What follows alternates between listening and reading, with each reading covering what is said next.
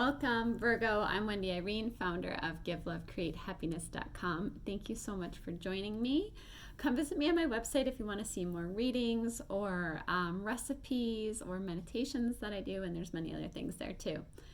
So today I want you to really focus on hearing your intuition, what's coming up within you, and going in with the intention of hearing it from a place of love as opposed to fear or worry. Really, the readings are simply just energy or like advice from the universe that is just meant for you to hear what comes up within you. You are the true answer to all of this. It's really your intuition, and all I want to do is just be a bridge to that and help you hear it louder and feel it louder so that it really helps guide you from your own inner knowing. Okay, Virgo. Let's get started. The first card that came out is the Fool card. So there is some kind of brand new beginning happening here. And you might be thinking, I could really use a brand new beginning. It's time for that. I need a fresh start. I need a new path. That could be in any area of your life. So listen to yourself what area of life, or if it's every area of life, maybe you're having a complete overhaul. But it's a new start and a new beginning.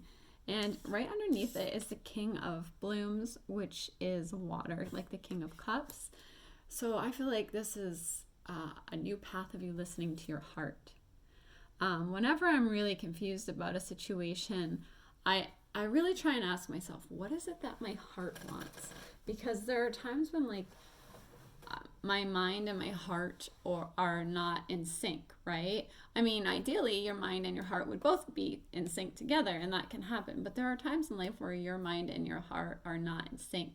And like what you know in your heart or want in your heart may be different than what your mind is telling you. Maybe your mind is trying to protect you, or worrying or having too much anxiety. So in those situations, me personally, I try to go with the energy of my heart. And I feel like with the King of Cups, the emotions or whatever, I feel like you're listening to that here. This new direction has to do with following your heart in some kind of way. You have the Hermit card next.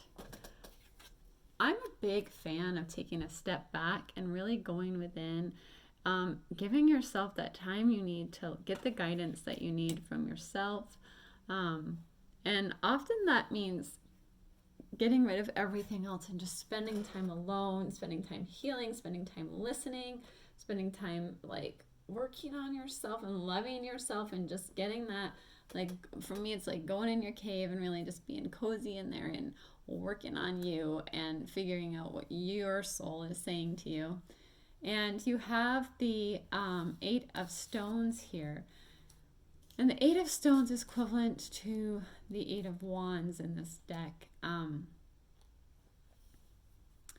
So this is a card about establishing who you want to be. So what I'm feeling and understanding is the Hermit is you withdrawing for a while so that you can establish who you want to be, especially if you're doing this new path with the Fool or this new beginning. You're really asking yourself, who is it that I want to be? What is authentic and genuine to me, outside of all the noise out there? I need to go in my cave and I need to ask myself, who is it that I want to be? What roles do I want to have? So you're really establishing that right now. The Four of Wands is next. This is a card of celebration. So there could be some kind of celebration that comes in. And the King of Stones below it, which is the King of Wands, that's a really passionate energy. So there's some kind of celebration, and it's linked to you following your passions. I feel today with the King of Cups and the King of Wands, they're really representing a matter of following your heart and following your passions, and there being a new beginning because of it, and you taking the time to retreat and really listen to that. And then there's this celebration. I feel like you doing that is causes really positive things. It's a cause for celebration here, of some kind, because there's nothing more beautiful than being authentically yourself, right? And we get so wrapped up in fear that we try and control things, or we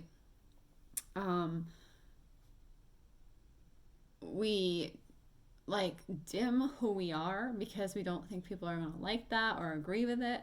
So, but when you actually do let yourself be who you want to be, there is celebration in that, and following your passion, whatever that passion is for you, whatever's coming up for you, is a beautiful thing here, and it's showing it being a celebratory thing. The Empress card, she is like a loving motherly energy, and right underneath it is a page of plumes, which can be a child. This is air energy in this deck, so there could be issues with a child, possibly something going on with a child that's causing issues.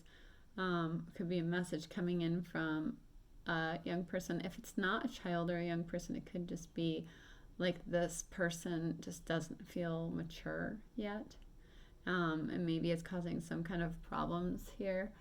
The Empress, though, is, I feel like the advice of the Empress here is to like just keep being that beautiful magnetic self of yours, okay? Don't let that energy, don't let negative energy drag you down. You stay above it. You soar above it. Be the eagle with the higher perspective, soaring above any lower or immature energies, deciding, you know what, I don't have to let this drag me down. I completely understand that that is way harder to do than it is to say. But when you first start recognizing that, you know what, I don't have to have anything to do with this negative energy or this lower vibration stuff or this immature stuff. I can just be the Empress. I can be the beautiful shining queen or king, and be on my throne and rise above all of it, not be involved in it, not let it, you know, negative energy wants to drag you down, right? So I feel like with the Empress card above it, which is what happened, it's above. It's like, I feel like you're above these energies here. The Six of Swords. So this is moving to calmer waters. You might have been through something rough, or it could mean that you're having a move, whether you're physically moving or traveling. There can be a move of some kind, or just that you're going from something that was rougher to something that's more smooth. And you also have the Six of Stones, the Six of Fire here. This is a victory card. So this is another sign that, yes, you're moving to smoother waters, that you're having victory and overcoming the obstacles or opposition here, that you'll have success, like you'll have overcome this, you'll get to calmer waters, like it is happening. And you know why I feel like it's happening? It's because you're sitting in this energy. You're not being dragged down by this. You're sitting in this energy, and you're moving yourself to calmer waters here, and you're moving yourself away from opposition and obstacles. You're just like, there is none if you're sitting up in that high vibration. I mean, everything can be trying to drag you down, but you don't have to let it. You can be so high above it, where they're above the storms. Okay, so you can really expect success here. I really like this for you, Virgo. Thank you so much for joining me today. Thank you for all that you guys do to help my channel grow and support it with the likes and the subscribing. Please feel free to do that if you haven't and want to. It means a lot to me. Have a beautiful week. Know that I'm energetically supporting you here with my love and light, and I will see you soon. Bye.